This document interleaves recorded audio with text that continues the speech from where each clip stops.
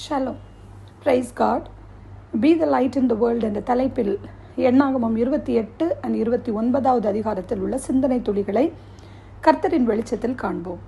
எண்ணாகமம் 28, 29 அதிகாரத்தை சேர்த்து தியானிக்கலாம் என்று நினைக்கிறேன். 28, 29 அதிகாரங்களிலே பலிகளை குறித்ததான கட்டளைகளும் நியமங்களும் கொடுக்கப்பட்டிருக்கிறது.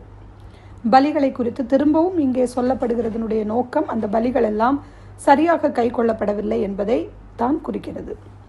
லேவியராகமத்திலே பலிகளை குறித்து கர்த்தர் குறிப்பிடுவதை பார்க்க முடிகிறது. ஏன் பலிகள் இத்தனை விவரமாக கர்த்தர் கடைபிடிக்க வேண்டும் என்று சொல்கிறார்? ஏன் இந்த விளக்கம்? ஏனென்றால் பலிகள் ஆண்டவராகிய இயேசு கிறிஸ்துவினுடைய சிறப்பினை இது நமக்கு சுட்டி காட்டுகிறது. சீனாயில் முன்னரே கர்த்தரால் கொடுக்கப்பட்ட பலிகளாகும். மாறாக சில பலிகள் கானான் தேசத்தை அடைந்த பின்னர் கை கொள்ளும்படியாக கூறுகிறார். முதலாவது சந்ததி வனாந்தரத்திலே மாண்டு போனதால் புதிய சந்ததிக்கு இந்த பலிகளை குறித்ததான கட்டளைகள் மீண்டும் கொடுக்கப்பட வேண்டும் என்ற கட்டாயம் உள்ளதை நாம் உணர வேண்டும். எண்ணாகமம் 28, 1-2 வசனங்களிலே தினந்தோறும் பலி நிறைவேற்றப்பட வேண்டும் என்று கட்டளையிடுகின்றார். அது ஒரு ஆசாரியனுடைய மேற்பார்வையிலே நிறைவேற்றப்பட வேண்டும். பலி செலுத்துவதற்கு அதிக நேரத்தை எடுத்துக்கொள்ளும்.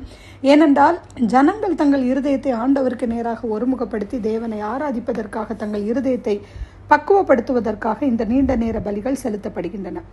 நம் இருதயம் தயாராக இல்லை என்றால் ஆராதனை அர்த்தமற்றதாக மாறிவிடும். என் காணிக்கை, என் அப்பம், என் பலி இவைகளை எனக்கு கொண்டு வா என்பதுதான் இந்த வசனங்களுடைய பொருளாயிருக்கிறது. எண்ணாகமம் 28 வசனம் 1-2 வாசிக்கும் போது கர்த்தர் மோசையை நோக்கி, எனக்கு சுகந்த வாசனையான தகன பலிகளுக்கு அடுத்த காணிக்கையையும் அப்பத்தையும் குறித்த காலத்தில் எனக்கு செலுத்தும்படிக்கு கவனமாக இருக்க கடவீர்கள் என்று நீ இஸ்ரவேல் புத்திரருக்கு கட்டளையிடு. லேவியராகமம் புத்தகத்தில் கர்த்தர் பலிகளை குறித்து கட்டளையிடுகிறார். அங்கே 2 வகையான பலிகளை குறிப்பிடுகிறார். முதலாவது கொடுத்த 5 வித பலிகளில் முதல் 3 பலிகள் சுகந்த வாசனையான பலியாகவும் 2 பலிகள் சுகந்த வாசனை இல்லாத பலியாகவும் லேவியராகமம் புத்தகத்திலே கூறப்பட்டுள்ளது. சுகந்த வாசனை பலியானது அவர் மனுஷகுமாரனாய் இந்த உலகத்திற்கு வந்ததை குறிக்கிறது. சுகந்த வாசனை இல்லாத பலி கிறிஸ்துவின் மீட்பை குறித்து வெளிப்படுத்துகிறது. சுகந்த வாசனை பலிகள் என் காணிக்கை, என் பலிகள், என் அப்பம் என்று குறிப்பிடுகிறார். இதுதான் அதாவது கர்த்தரின் எண்ணம். அவர் பின்னாக நாம் செல்வதுதான் ஒரு உண்மையான ஆராதனை.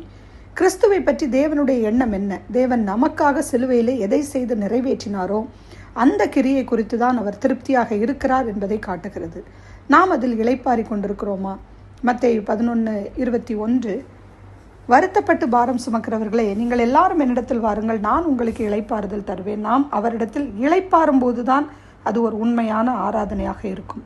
தேவன் யார்? கர்த்தர் தேவகுமாரனை பற்றி என்ன எண்ணம் கொண்டிருக்கிறாரோ அதே எண்ணம் உள்ளவராக நாம் அவரை பின்பற்றுவதையும் உண்மையான ஒரு ஆராதனை என்று சொல்லலாம். எண்ணாகமம் 28, 3 வசனத்தில் வாசிக்கும் போது நாள்தோறும் கர்த்தருக்கு தகன பலிகளை செலுத்த வேண்டும் என்றும் பார்க்கிறோம்.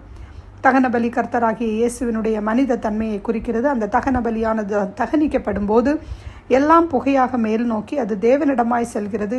பலியினுடைய நோக்கமே தேவனை நோக்கியதாக இருக்க வேண்டும்.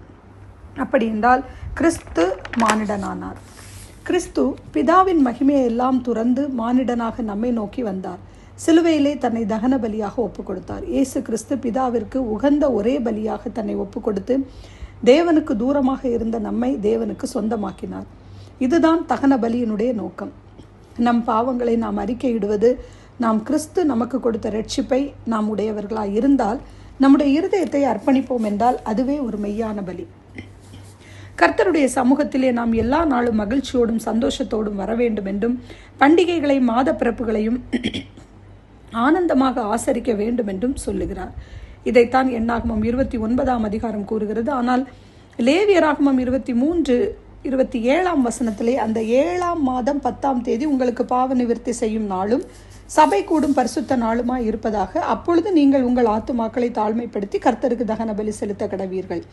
எண்ணாகமம் 29 அதிகாரம் கூடார பண்டிகைகளுக்கு செலுத்த வேண்டிய காணிக்கைகளை பற்றி நிறைவடைகிறது.